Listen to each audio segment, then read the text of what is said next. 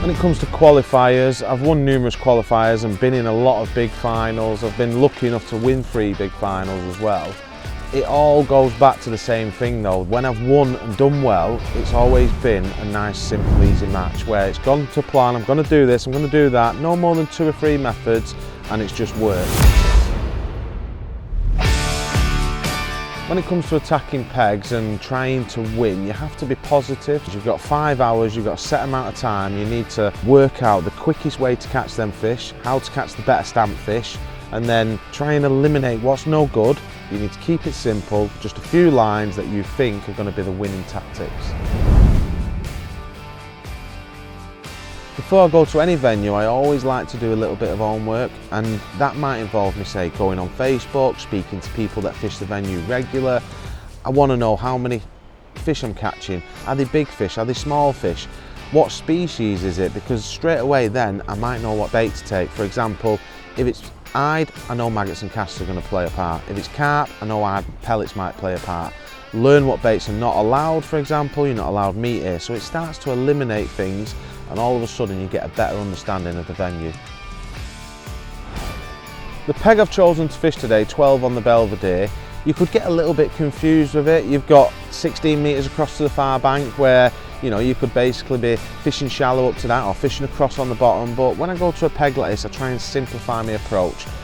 I'm going to go for a shallow line, a short line and a margin line and try and fish 3 positive lines, ditch one throughout the day, and that's how I would approach most venues. It's only the conditions really that would dictate whether I would put my shallow line down the middle of the lake or more across towards the cover. So looking at the peg, and to kickstart my session, you'll see it's about 16 metres to the far bank. Now you've got to take into consideration the conditions. It's overcast today. I'm seeing a lot of fish blowing down the middle, which leads me to believe the fish are probably sat in the track or down the deeper water.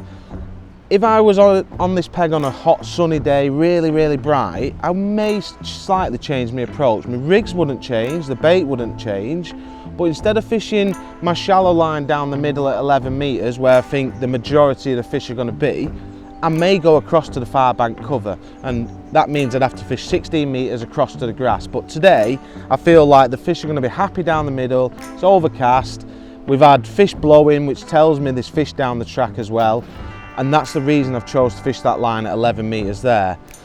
The other line I'm looking to fish, at least for the early part of the session, is the short pole. And when I say short pole, I literally mean a top kit. The reason for this is the bottom's a little bit harder, and the depth only changes by about 4 to 5 inch if I go another section, but then I'm fishing on silt. And by fishing close to myself, like really close, I feel like I'm fishing on a harder bottom, the fish will not blow the bottom up as much. I might still get an odd little fizz and stuff, but I can feel when I'm plumbing up, I'm fishing around pebbles and little stones and stuff like that, so I know it's a little bit harder. The rig I'd choose for my short line is pretty much the same everywhere I go. This time of the year I want to be positive, so that keep the shotting pattern dead simple, just a bulking one, but I'm going to start from the actual elastic. My choice of elastic depends on the size of the fish. The size of the fish we're going to catch today could vary literally from 6 ounces all the way up to 10 pounds. So grey hydro is perfect for me. That just means that I've got a little bit of control with the stockies. They're not going to be running me ragged. I can land them nice and efficiently and quickly, but I've also got a bit of softness there. If I catch some skimmers, etc., I'm not going to bump them. The main line is 017 N-gauge, something a little bit more durable. I don't like fishing 015. I feel like 017 is perfect when you're fishing for a variety of species and you've also got a chance of a big carp. And then coming down the rig, I've got 2 number 9 cubes as a back shot. Back shots are really important to stop your rig from drifting. Even if there was no wind, I would still fish with back shots, because any sort of surface skim, your float starts to pull and then your bait starts to move. It's not natural. The float itself is a carbon stem, F1 power. It's exactly the same as the F1 carbon. The only difference being is the tip is 1.8 mil. And the reason for this is I'm fishing bigger baits like 4-6 mil pellets. You're going to get a lot more liners, you don't want to be striking at silly indications, and if your tip's a little bit thinner, then you're going to strike at more daft indications and potentially foul up fish. So a little bit thicker bristle just helps with that. I love carbon for pretty much all my fishing, to be honest, if I can get away with it. Moving down to the shotting pattern, like I said, nice and simple. You want something quite positive. There's no need to have strung out shotting pattern all the way up your rig, etc. for fancy falls and stuff. Just get that bait down to the bottom, in position. This last little bit is which does all the work. So my puller kit there is at 12 inches. You can see I've got my bulk around about 10 inches from the actual hook itself, and then I have one number 9 cube as a dropper below that, sits just above my hook length knot, and my hook length is 4 inches of 0.15 N-gauge to a 16s SLWG. Don't want to fish too heavy a hook, so like an MWG for example would be a little bit too heavy, because the majority of the species is going to be small stocky carp and small stocky F1s, and maybe an odd skimmer as well as. And then I've got a little bait band, I've got a micro band, a 2mm micro band there, which I can put a 4, 6mm pellet, put whatever I want on it really, and the 16 LWG is just the perfect hook to catching all sort of different size species. So that's the rig itself for my short line, and like I say, it's dead simple, bulk and one dropper, and that'll pretty much do you for anywhere in the summer months when you're fishing on a short pole line. I always fish to my strengths. I don't feel like copying people is the right way to go. I like to know exactly what I'm doing. If someone says to me, Andy, hard pellets is working, I like to fish hard pellets my way. If caster shallow's working, I like to do that my way. And that's how I go about any venue, rather than listening to people and saying, oh, this is how you feed it. You know, it's great, take it with a pinch of salt, a little bit of local knowledge can always work, but for me, I always fish to my strengths. To start the session, I'm literally just going to start on a little 6mm. So the fishery pellets here, I'm going to feed 4mm to start, because I don't know whether I'm going to catch stockies or carp. If I start catching majority carp and big F1s, I may switch this to 6mm pellets, but to start with I just want to get a feel for it, so therefore I'm just going to start on 6mm. And then feeding wise, I'm going to feed 4s. I'm going to start off by kindering this line to begin with and just get a feel whether there's actually any fish there. So the start of the session, I want to be building that shallow line up. I don't want to go on that straight away, so I'm going to be looking to feed around about 10 to 20 casters, or maybe 15 to 20 casters, twice as regular as I can. So it's always nice just to get your eye in, loose feed some casters. I'm going to take around about 20 4mm pellets. I'm going to dunk them under the water just to make sure they all sink. Even though I'm only going out to a top kit, I still dunk them under water, so I don't want to soak these now. If I soak them now, what'll happen is they'll go soft, and I want them to stay hard, but if I threw a few in, you might get an odd floater. So as the session progresses, we'll see what happens. We might end up on 6mm. Now you'll notice I've got a full section behind me here. The reason for this is, even though I'm fishing on a top kit and I'm only going to be fishing like here, it just allows me to tuck my pole in and be able to loose feed my shallow line. If I took that section off, what happens then is, as I'm holding my pole, it's a little bit awkward to feed. Now I can do it, but if you struggle with that, then you know that's a good thing to try and think of. So I'm going to put that section under just for a little bit of balance, and I'm going to fish behind me, and then what I'm going to do is kinder my pellets in. So I put my pellets in, draw my rig back, lift my float up and let it settle. Once it's straightened out, I can lower it in position, and then I can put it in between my legs, and I'm basically hands-free there now. I still want to keep one hand on it, because if I get a bite I want to be able to strike, and I'll pick some casters up and immediately start building that shallow line up. So I want to feed this probably every 30-40 seconds while I start my session, and then when we fish it, we might end up feeding it a little bit more often. It's so important to feed your shallow line from the off. You're trying to draw fish in. The fish are not just going to be sat there in a big shoal just waiting for you. Yes, they might be swimming about in the upper layers, but you need to concentrate on your peg. So feeding regular from the off is a must, and leaving it enough times that the fish are settled means that you're going to catch better on it. I'm not going to go too daft and start throwing loads of pellets in. I just want to see what's happening.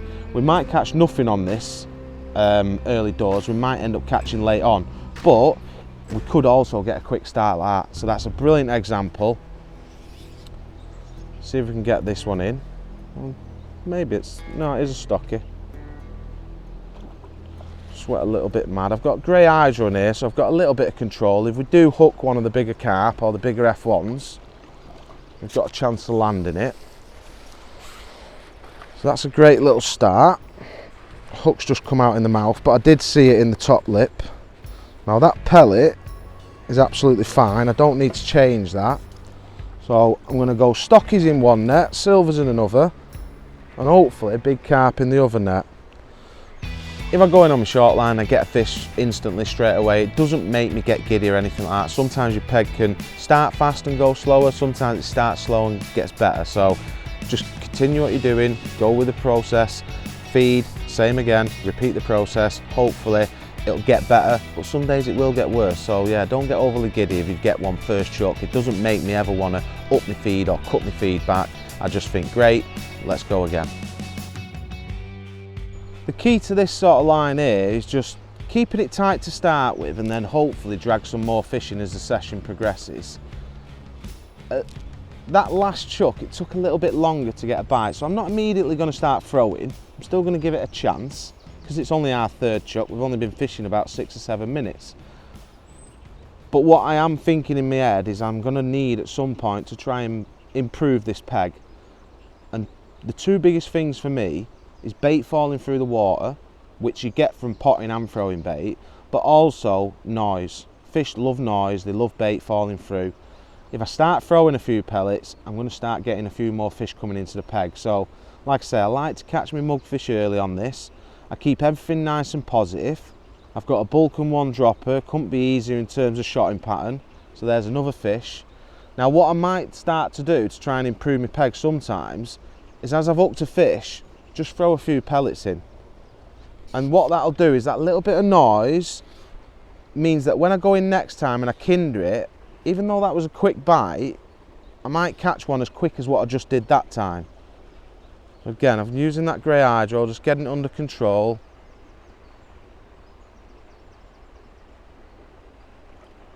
Feels a little bit bigger. Yeah, it is a bit bigger. Still what I'd class as a stocky for this venue, because the older F1s are like 2 to 5 pound, they're massive.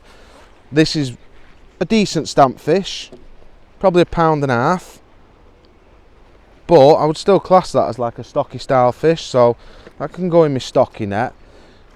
Hopefully when you start catching some of them big ones on this lake later, you'll see like the great big brown things, like that's what Belvedere is known for, the big F1s and big carp. It wouldn't be long before I started to throw pellets on the short line. I always start with a pot to try and catch a few quick early fish. As soon as I feel that's tailing off, then I start to throw bait and try and attract fish instantly because I want to draw fish into my peg. When I'm not fishing that line again, I'm going to be throwing them. I don't want to be stopping potting all the time. So it doesn't take long, 5 or 10 minutes, 15 minutes generally into a session, and I'm throwing bait already, trying to make my peg better, and then I tailor it to suit. If I'm not getting lots of bites, I still use the cup for accuracy.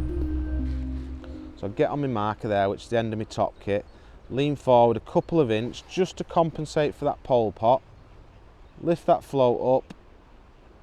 Don't let go of it too early because otherwise your rig will want to pull out past your pole tip.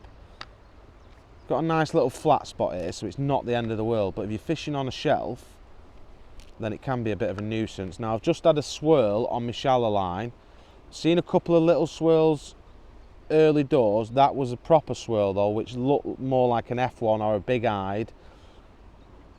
So I know there's fish there now, which is great. And this is where in a match situation you'd be making a decision, do I want to sit here and try and catch small fish, like little stocky fish? We have got potential of catching a carp, we've got potential of catching some big F1s. And my other thought process is I don't want to go out there shallow and let's say there's only half a dozen fish out there. If I go out there and nick 2 or 3 of them quickly, I ain't got much competition in my peg. If I keep building this line up for another 10 minutes, there could be 20 fish there. And then when I nick a couple off it, I'm still going to have plenty of competition in my peg without taking too many fish out of it. So again, I've just loose feed. I didn't actually see a swirl, but there's some bubbles on the surface and I've just seen them move a bit. So I know something's happening in that top layer of the water. When to go on that shallow line all depends really how good the fishing is. If the fishing's not as good, it might take a little bit longer to build up, but if the fishing's really good, you don't want to be missing out on fish. So it could vary anything from 20 minutes of feeding and they'll be there, anything up to 45 minutes, an hour of feeding before the fish are there. So Just depends the size of the fish, the weight you're fishing for. Generally, if it's a low weight, you can leave it a little bit longer, but if you're on for a big weight, don't be wasting time. So I feel like this line is not really happened like I thought. I thought I would go in there and catch loads of little stockies. Now, there just might not be a lot of stockies short. There could be loads of stockies that shallow, but what I'm going to do, I know there's fish out on my shallow line, so I know I'm going to catch some on that. In my head now though, I feel like if I come back to this, I might carry on feeding 4mm. I might end up catching the wrong fish. So what I'm going to look to do here now, I've just got a little bit of rubbish on my line. What I'm going to look to do here now is actually switch this up. When I come off it, I'm just going to give it one more chuck here. When I come off it, I'm going to switch it to 6mm, because at least then if I drop back in, I feel like I've got potential to catch the right fish, i.e. big F1s or carp. And it's being a bit more selective, but I don't feel like I'm gonna miss out on a lot of stockies by switching to 6mm, because if there was lots of stockies in this area, I feel like I might have caught 8 or 10 really quick, and I've only caught like 4 of them, so it's not like, oh, there's loads of stockies there, I don't want to keep feeding, you know, stop feeding that line because it's going to be a great line. Stockies, generally, you start off and you get a real good burst of them, and like I say, don't let it put you off.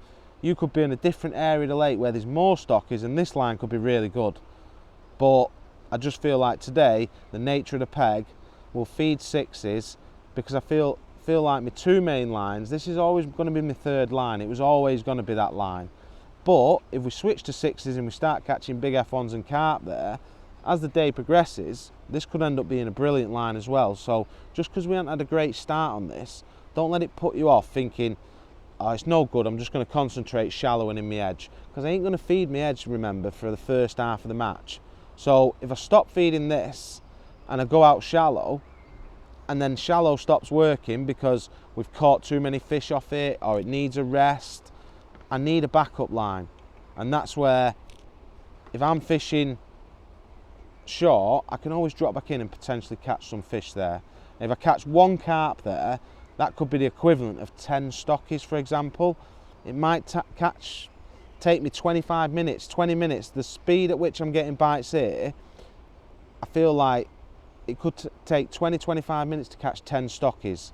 1 carp will be that equivalent. So I feel in the long run, switching to 6s is going to be better. So I'm going to get some pellets out. I've actually just hooked one then, just as I'm about to come back. It's only a small one again. Didn't even see the bite then, so there's a little mirror. And we've still got potential to catch these type of fish on 6mm. You can see the size of that mouth. He's at a 6mm on the hook. You know, it's a little pound and a quarter mirror. Feisty little one. We've still got potential to catch them on 6s, so it's not like I'm being ultra selective, but I feel like 6s are always better for better stamped fish rather than feeding 4s. So I'm going to switch that line to 6mm, keep feeding my shallow line. I think it's time now, because I've seen a few swirls. I think it's time to go and have a look on this shallow line, to be honest, and I'm expecting to go in and catch one straight away. As a rule of thumb, the first shallow rig I would always pick up is my shallowest dibber rig. I always feel like if you start at your shallowest point and you don't get bites, you can drop deeper and find the fish quicker. My main rig for the day, and the one that I actually always like starting on when I'm shallow fishing, is my little dibber rig. I feel like I can find the fish faster with this rig. For example, if I go in at 10 inches deep and I don't get a bite, I know there's nothing from 1 to 10 inches, so I can go straight to 12, 13, 14 inch, etc. And I'll find the fish quicker this way. If I start at 2 foot, yes, I'm going to get bites, but the fish could be higher and I don't know exactly where they are. So by starting shallow and working your way deeper, I always think that's the best thing to do. Elastic wise, again, stamp of fish dictates this. I'm going to be catching a lot of hide. I'm going to be catching some F1s, little stockies, etc. Orange hydro seems about perfect. It's soft enough for the little hide, but it also gives you a chance of landing some bigger F1s if you start hooking them as well.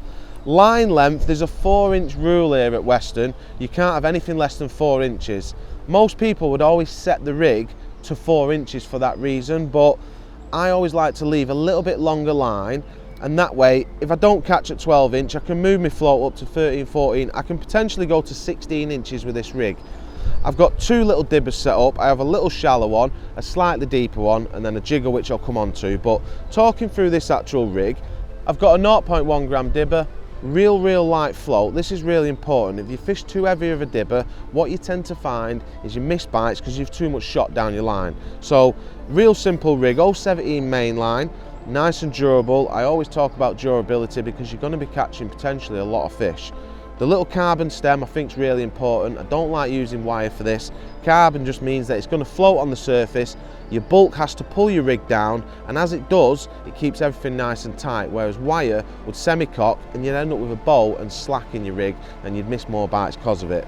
I have one little fine tuning shot underneath the float, that just to help get that carbon cocking, just in case there's any surface skim or tension. What happens then, sometimes your float can sit on the surface, so by having a little trimming shot just to fine tune that dibber, that means that it's going to help it get through that surface tension.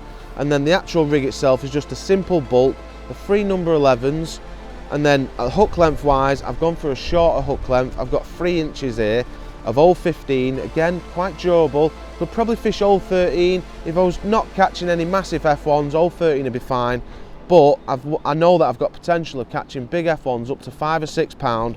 I want to make sure the rig's durable, so 015 hook length material, and again that's finished off with a 2mm microband and a 16s SLWG. I'm going to be putting banded caster and banded pellet on there. That's pretty much only hook baits I'm going to actually use.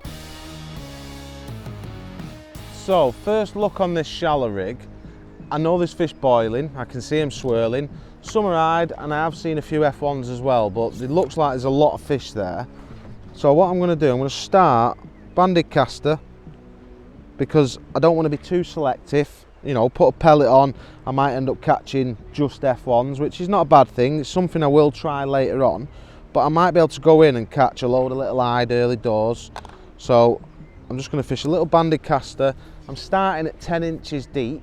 Reason for this is not only because I can see them swirling, but eyed are notorious for coming really high. Every lake in here has got loads of eyed in, and it also eliminates me. If I go to 2 foot, for example, I might go in, foul up the first couple of fish or miss a few bites. If I go in at 10 inch, I know, well, there can't be anything higher than that, and I can find the fish quicker by going deeper. So I'm expecting, as soon as I put this rig in, to start getting bites, because I've been getting lots of signs from the fish showing themselves. So I'll go in, just give it 2 little slaps, straight away, little bite there. So it looks like a little eyed. What I can do here is ship back nice and steady, and with these eyed, I can bring them in, just lift my pole up, and it just saves me breaking down. It's a little bit quicker, and what I try and do here is keep my pole tip above the fish. If I can do that, sometimes I can get my caster holding it up and I don't lose my caster, it's still in the band. If I let the fish flap about in the net, what happens then is sometimes the fish will crush the caster and then you've got to rebait back up.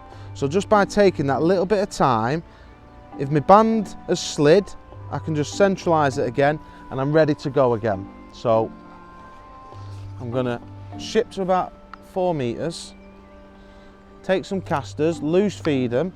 Now's a good time to feed that short line as well, so I can just chuck a few pellets in on that short line.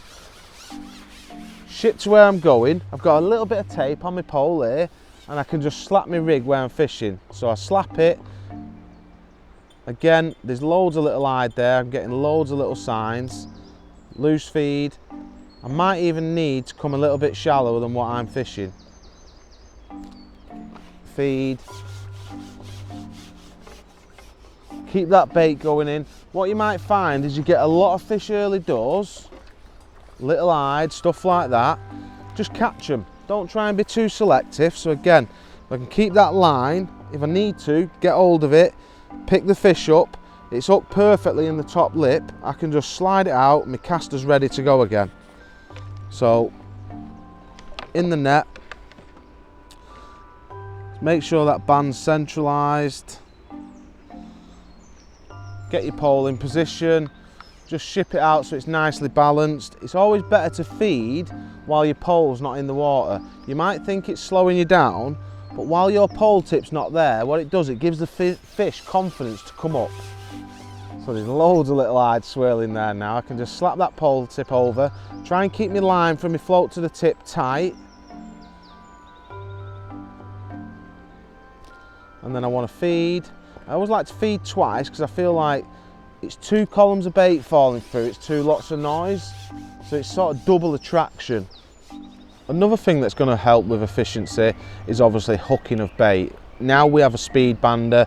When you get used to using the actual tool, a lot of people at first probably would have thought, this is a bit gimmicky, I can just push them in with my fingers, but what it allows me to do is fish a smaller band. When I'm catching lots of fish, the smaller band grips the caster better, and loading of the bait, you're never going to bust it. So now, I would say I'm quicker by fishing with a bander than I am actually using my hands, because I never ever bust a caster anymore putting them on.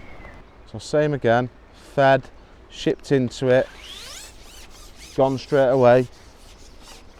I think what's going to be the case here now is we're just going to have to catch as many of these as possible.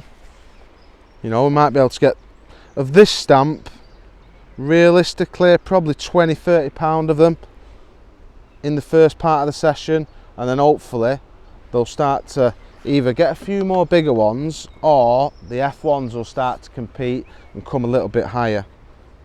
But they won't last forever, so just catch them while you can. One thing you don't want to do is be too selective with fish.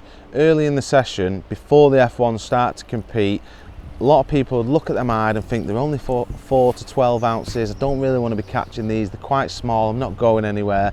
But what you'll learn is your peg will start to develop, and the boss fish, i.e. the bigger fish, will always bully the smaller fish out. So if the main dominant species is F1s and you're catching hide, good chance is them F1s are going to turn up at some point, push the hide out, and then you've already got a great start by catching them hide early.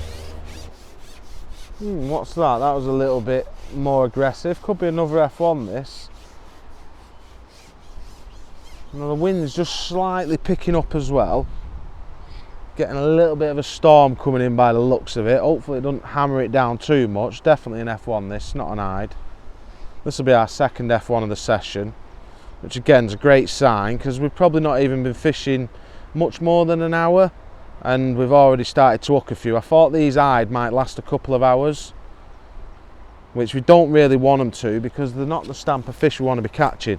These are what we really want to be catching, either the F1s or the bigger older hide.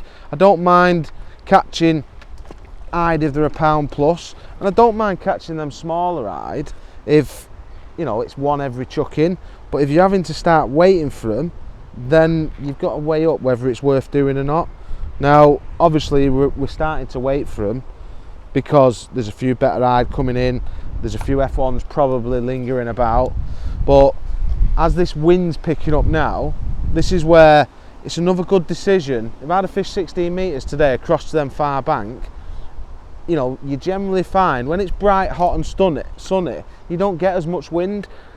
When it's a stormy, overcast day like this morning, not so much stormy, but now the storm's sort of like coming in a bit, we're getting a bit of wind, all of a sudden, you know, you can see why the fish wanted to be in that deeper water.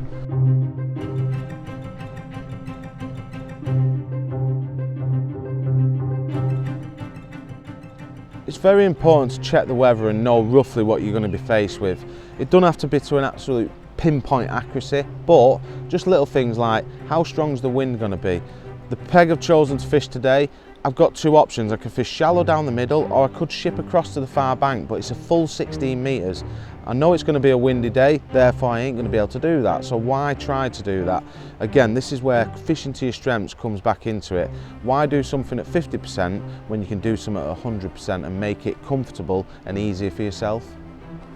There we go, eventually that one's took it. Might be another F1 that, shot off a little bit. Now, a common thing that happens a lot when you're fishing for hide as well is as they start to thin out, you start to miss more bites. There's just not as much competition there. The fish can be a little bit picky and choosy because obviously they've got a bit more time to think about it. When the competition's there, they don't have time to think about it, so they just grab it confidently. Whereas when you start missing a lot of bites, sometimes going a little bit deeper can help because there's more feeding fish below. But today I just felt like that last 15 minutes, I missed quite a lot of bites off Little Hyde, and they're obviously thinning out. 2 of my last 3 fish now have been F1s, which is a brilliant sign, because these are probably £1.5. You know, it's free-eyed basically, that fish. So you don't have to catch as many fish. You only need to catch a third of what you would have to in hide. Fishing a pellet while feeding casters is something we've done for years, and it's a great way of catching them. I think, one, it keeps your rig a little bit tighter. It's a little bit more selective as well. When you get a lot of hide in your peg, but you know there's F1s there as well, the hide are greedy, they're going to get to it first. So by fishing a little bit deeper, sometimes the hide will be above the F1s. You know, jigger's a great method for this because it allows you to search from, say, 12 inches down to 20 inches, and then you've got the right hook bait on, a pellet, which the hide are not going to snaffle up straight away, and it just allows you to sometimes pick out the better stamped fish. So you can see here, we probably would have caught an hide by this point if we had a caster on the hook. So again, it's working out what's quickest. By being selective, are you costing yourself? Because obviously we've still got a chance of catching F1s on caster. Whereas here now we're being a bit selective with a pellet. That was an hide, I've just seen it jump out of the water. We're being selective with a pellet, but we haven't hooked one yet, and we probably would have hooked an hide by now.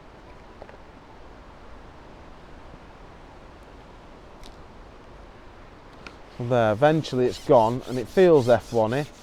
A little bit of a bigger boil, so there is, unless this was off that fish, there is some F1s sat there, definitely. We know that because we've caught 4 of the last 5 fish have been F1s. Jigger's really effective. The reason I've changed to it is when I feel like there's F1s to be caught a little bit deeper down, I always feel like jigger's not great anything below 12 inches, that's fixed rig sort of territory, but once you go past that, a self-hooking rig like the jigger is almost unbeatable. You know, nowadays we've learned that fish love to watch bait falling, and if you can keep everything tight and straight, you can get the fish to hook themselves, and it's an almost unbeatable tactic. So let's try this jigger from about, anything from about 6 to 18 inches deep. First go on this, flick it out, and then we can just, I'm going to lower it down to start with. I'm not going to start flicking it, I'm just going to lower it nice and gently, keeping everything tight. Once I get to my stop, I can pick it back up 4 inch or so. So I'm roughly about 12 inch, and then I can lower it down to 16. Come back up to 12, so I'm just doing like a little 4 inch flick. Back up to 12, just see if these F1s are a little bit deeper. There we go. The most important rig I feel when you're catching a lot of F1s is this rig itself. It's slightly different to the other two. It's an actual jigger rig. It's a self-hooking rig. When you're catching fish really quickly, this is a rig that can be absolutely deadly on its day. Elastic is exactly the same as the other two. Orange hydro, 0.17 engage, and then coming down you have a super tight line stop, small size of this, and all I've done is put a bit of Tipex on it just so I can see it a little bit better. When you're fishing a black line stop against the background, it's hard to spot, so a little bit of white Tipex just means that it stands out and I can see where my actual stop is rather than guessing and waiting for it to hit it. And then obviously the jigger itself, it's free running on the line, it just runs smoothly above that. And then I have a simple little bulk, so I've got 5 number 10s there as a bulk, and I can play about with this. If I'm lowering my jigger down, then I'll move that down to 4 inches away from the actual hook. But if I'm flicking the rig, then I might move that bulk up to 5 or even 6 inches away, and what that'll do then is create a little bit of a fall. If the fish are having it like that on the day, that's brilliant. And then I've got a 4 inch hook length, again 0.15 engage to a 16s SLWG, and then the same band, a little 2mm micro band, and I can put a caster or a red pellet on that. Let's give it another go and just see if they are down there. So flick your rig past, let it lower down, Couple of snatches there which felt like roach, and then I've just seen a roach top, so it probably was. There we go. Now we can catch them on this rig and they stay at this depth. If they come any higher, we'd probably have to go back onto that little dibber. If they stay at this depth, which is a nice settled depth of like around about 15-16 inch, then they're going to be so much easier to catch because they're going to hook themselves. This jigger is perfect. It's like the overshotted rig, self-hooking. You can't catch them any more efficiently. It's a big one as well. This is what I was talking about, the bigger, older Western F1s. It's the first one of the day. We might get a few down the edge, we might get a few short. This is exactly what I was talking about, them big old famous Belvedere F1s. They go much bigger than this, but I would say that's probably £3 in weight. If you start catching these, you're going to start having a real bumper day.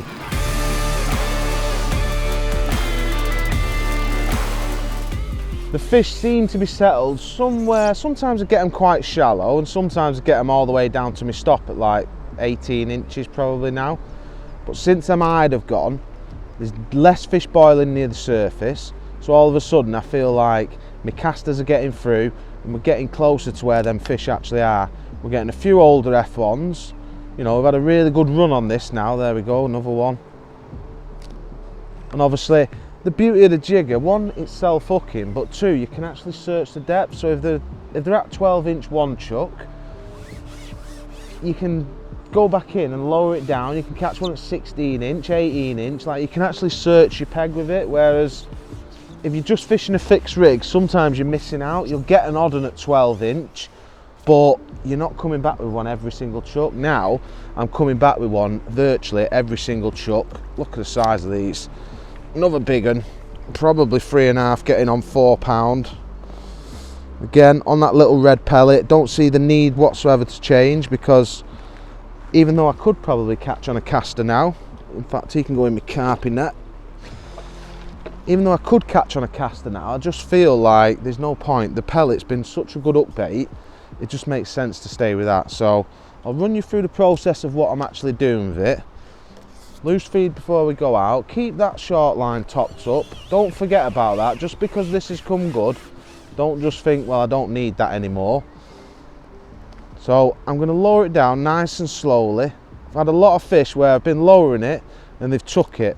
So I'll feed, get to my stop, give it a little flick, lower it down, flick it, lower it down. There, it's just took it on the drop. That's how I've found it to be best, is like flick it up and then just let it catch up. There is other ways of doing it. You could lower it really slow and then bring it back up, but I like to keep it in that little window where I think the fish are, which is probably about 14 to 18 inch. 18 inch being where my stop's set, and then a little 4-inch flick up to 14 inch and let it fall back down to 18. And this is literally what it's been like for the last 30-40 minutes. Now this morning you would have probably thought, I'm never going to get through these hide, and a lot of people would be a bit more selective and switch to feeding pellet shallow, but it only took about an hour or so, an hour and 20 minutes maybe, of catching a few hide, and then all of a sudden when these come in your peg, you know, they're sort of like, that's another £2 plusser, they start taking over. Them hide ain't going to hang about when you've got a shoal full of £2, £3 F1s in your peg. So the dominant species will always take over your peg and they'll bully them out.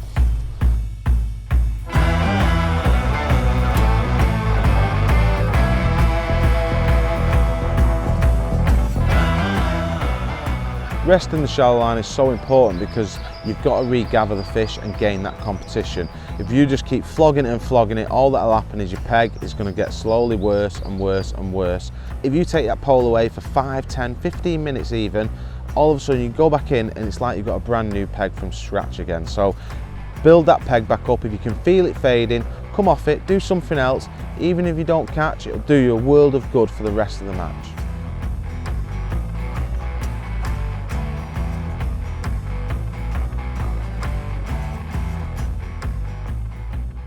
So it's coming to the latter part of the session now, and what I need to work out, if I was in a match situation, is what lines I need to keep going, where I need to be spending my time to try and build that weight and look for a strong finish. The short line's not been as successful as we would have liked. We've been feeding this edge, loading it up, I put them 5 pots in at the start, just build it up from halfway through the match, and then sort of every 20 minutes I've just been going in with another big pot, so 200 mil, 200 mil. I've been feeding it plenty of time now, and I've been giving it probably a good hour to sort of settle and rest. So if this was a match now, 3.5 hours into it, you'd have an hour and a half left, I'd be thinking to myself, right, my shallow line's good, there's fish there, but can I catch quicker in the edge? The stamp of fish I'm catching out there feel like I could easily catch 30-40 pound in an hour, but that might only be 6 or 7 edge fish. It might be 5 edge fish. So you've got to take a gamble sometimes and try and work out whether it's worth spending your time in the edge.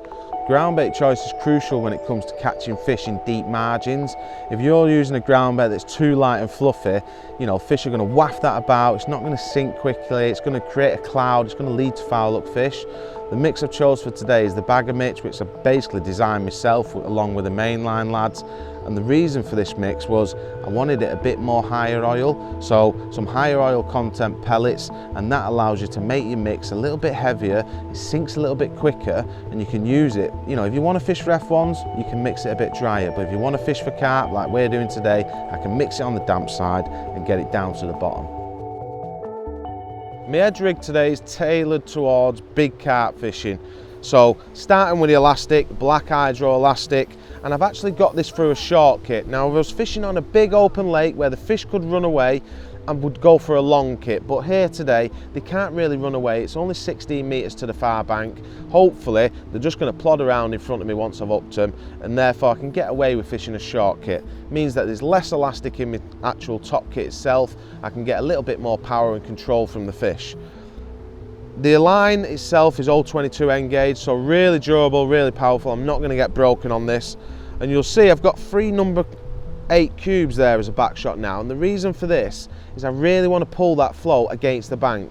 It's quite deep, I don't want my rig getting wafted away from the bank, therefore I've put an extra cube on there just to mean I've got full control and it's going to pull that float against the bank. I'm not using back shots in this situation because of the wind, it's more of a little anchor if you like, where it pins it against the bank, and my float can literally only drift 2 inches before it gets pulled back from the back shot. The float itself is 0.4 of a gram JL, 2mm bristle on this because I'm going to be fishing big hook baits, full worms, double worms, etc. And the float has also got a fiberglass stem. The reason for the fiberglass stem is very durable. If I'm catching a lot of fish, it's the strongest material that there is on the market and it's the most durable, so I'm not going to get snapped or damaged floats, etc. Really, really strong pattern of float. The shotting is dead simple. I've just got a simple bulk there, which is all about pinning that hook bait to the bottom. No need for droppers on this rig. I've got a 4-inch hook length, and then I've got 0.17 hook length material of N gauge, and that's finished off to a size 12's SLWG. Again, nice big hook because I'm going to be fishing potentially double worm, single worm. There's no need for small hooks like 16s and 18s in this position. Your rig's got to be balanced throughout. If I hook carp potentially 6 to 10 pound, I need to make sure that I can land them nicely. So that's the edge rig, dead simple, dead durable, nice and positive, no messing about, 4-inch hook length, simple bulk, durable float, nice strong elastic. So I've got a full worm on the hook, and what I'm going to do is just slap that worm over, just 3 times like that is normally enough to stun it. It's not going to fold back on my hook then. And all the time, again, just because you're fishing in your edge, when you get chance, keep feeding that shallow line. Right, we'll see if there's any fish on this now. I've got a lovely plateau here. It's like a good foot before it sort of drops off. It's lovely and flat. It's nice and hard. It's a little bit probably too deep. I would like to have about 2 foot. We've got a bit more than that. It's probably more like 2.5, near a 3 foot. But the bottom plumbs up nice. So nice stony bottom, nice area to fish on, which is really important. I think when you're trying to catch carp, they love feeding on hard gravelly bottoms. They don't really like feeding in that silt, so fishing it down that slope, you will have days where you catch them, but they definitely prefer to feed in a depth which is a little bit shallower, and the bottom's a little bit harder. So I'm getting a sign there. Don't know what that is. Skimmer. Is it a skimmer? Yeah, nice skimmer. Nice fish, lovely fish, but not really what we're after. When it comes to hook baits, fishing over the top of ground bait, I basically go for 3. I want big standout hook baits, so it's either going to be dead maggots, sweet corn or worms. The reason I've chose worms today because I've had success in the past on this lake on it, and it basically can catch anything on worm. If you're catching smaller fish, you put half a worm on. If you're catching big fish, you can fish 1 or 2 full worms, and you can basically catch whatever species you want just with that one hook bait. Like I say, that's not an ideal sign. I was hoping it to go in there, sit there and wallop under with a big carp. Generally, if you've got small fish still present in your peg like that, it's not a great sign, but it's first chuck. Let's have another go. I'm not seeing anything there because it's quite deep. I'm getting liners here, but they don't look carpy to me. There's plenty of fish there by the looks of it. Another little sign.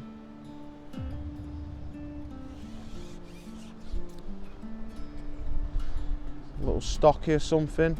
It's amazing how sometimes these smaller stockies can somehow manage, look at the size of that, and he's managed to get that full worm in his mouth. The big mistake people make is once they go in the edge, they decide that's it, I'm fishing in the edge till the end of the match now, and the amount of matches I've seen lost doing that is unbelievable. I've done it myself plenty of times. Eventually you learn that you need to go out and start putting fish back in the net. So if the edge fishing isn't working, or you're catching the wrong stamp fish, or it's not as quick as your previous line, i.e. shallow line, it won't hesitate for me, 5 or 10 minutes, if it ain't right, I'm back out on a line where I know I can be putting more weight in my net. If I'd have caught a carp, then I would have put 200 in again, like 200 ground bait. But if I'm catching F1, sometimes I might catch 2 or 3 fish per pot of ground bait. And that way it just stops things getting a little bit messy, feeding too regular, keeps the fish settled. The amount of times you'll catch an F1 and then you'll drop back in and you might then catch a carp. If I caught a carp though, I would put 200 every chuck. So I foul up that, that was a funny indication, my float just sort of popped up. That's one of the reasons why I wouldn't want to be feeding every single chuck. I don't think it was, well, it weren't a big fish, it was like a stocky or something, I could feel it, but it wasn't mega heavy. So I'll see if I can, yeah, see I've dropped my rig back in, getting little signs. There's so many smaller fish down there as well as, see, this is like an hide now. This is definitely not the fish we want to be catching. Albeit a nice fish, you know, 10 outside, but we just didn't want to be catching these fish this late in the session. You know, we're looking for them bigger F1s, so I don't feel like that edge is quite ready yet. I feel like the best thing to do here now, you know, is don't sit here. And the amount of times people would go in and they think, right, I've come in the edge, that's it, I've got to stay in the edge now, there's an hour and 20 minutes to go. The best way of me getting the most out of my peg today is to go back out there, probably catch a load of F1s shallow, you know, it'll probably be 1 a chuck again like it was, and then maybe drop in here last 20-30 minutes to see if I can potentially catch an odd better carp. But to be honest, because it's deep, I feel like we're probably just going to catch smaller fish down there. We might get 1 or 2 carp, but realistically, to beat the weight that I'm going to catch shallow, I probably need to catch 5 or 6 carp there to outweigh what I was going to catch shallow. So just don't feel like that's quite ready. I'm going to feed it. I'm going to keep potting that now, a little bit more regular, probably every 15 minutes, something like that. Put a pot in, maybe every 10 minutes. Maybe drop back there with 45 minutes to go, see if there's anything there. But I feel like that shallow line is going to put more weight in the net than this is.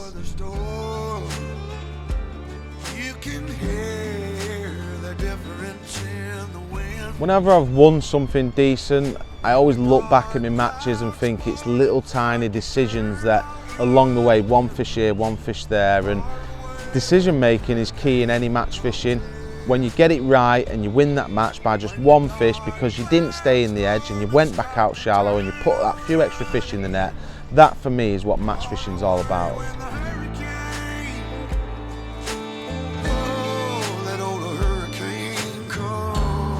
There we have it. We're going to finish on one of Belvedere's classic big F1s. These are what we're trying to sort out, the bigger stamp fish. Just remember, positive tactics, but very simple tactics, and I guarantee you'll have much better match winning weights and you'll catch more fish because of it.